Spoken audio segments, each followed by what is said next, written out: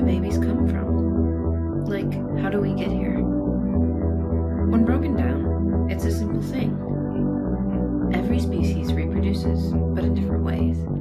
For humans to make a baby, there's lots of stuff that must be just right. But the two key players are the sperm and the egg. At puberty, everyone's body changes and becomes able to reproduce. At some point between the age of 8 to 13, a person that is biologically a female starts ovulating. It's also called the menstrual cycle, or starting their period. About once a month, the ovaries release a teeny tiny egg into the fallopian tubes. If it's not fertilized after it's released, the egg is flushed out of the body during the period. When a person that is biologically male starts puberty, usually between 12 and 16, the testicles begin to make sperm cells. These cells travel in milky fluid created by another gland. This mixture is known as semen. This is the fluid that is released during an ejaculation. There are lots of ways a sperm and egg can get together and join. One of the most popular ways is when semen is released from the penis into the vagina.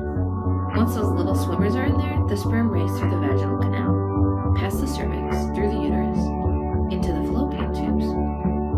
Sperm are drawn to the egg like a moth to a flame. Now, if you don't want to become pregnant when you have sex, there are a lot of simple ways to stop it from happening.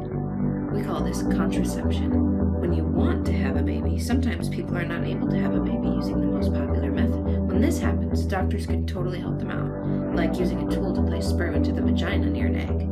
Or, a doctor can actually join the sperm and egg together outside of the body, and then place the fertilized egg into the uterus.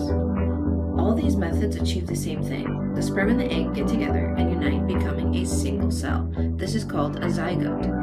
As the zygote travels down the fallopian tube towards the uterus, looking for a place to nest, this tiny ball of cells divides and multiplies over and over and over. If the zygote does not find a good nesting spot in the uterine lining, it passes out of the body during menstruation or the period.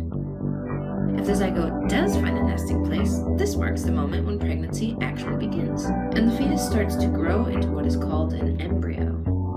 The time it takes for a baby to develop is divided into 3 stages called trimesters. It takes an embryo about 9 months or 39 weeks to develop into a fully developed baby. The zygote starts the size of a poppy seed and grows into the size of, well, a baby.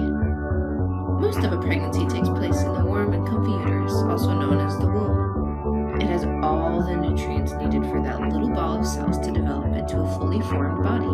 During the 39th week, a fetus is considered full term. After about 9 months, a baby is generally ready to enter the world. There are several different ways a baby can make their appearance into the world. They usually come through the vagina, but sometimes, if necessary, doctors need to help them out. They do this by opening the uterus and removing the baby that way. This is called a cesarean section, or a C-section for short. Making babies is a natural part of life, and we all start from the joining of a sperm and egg.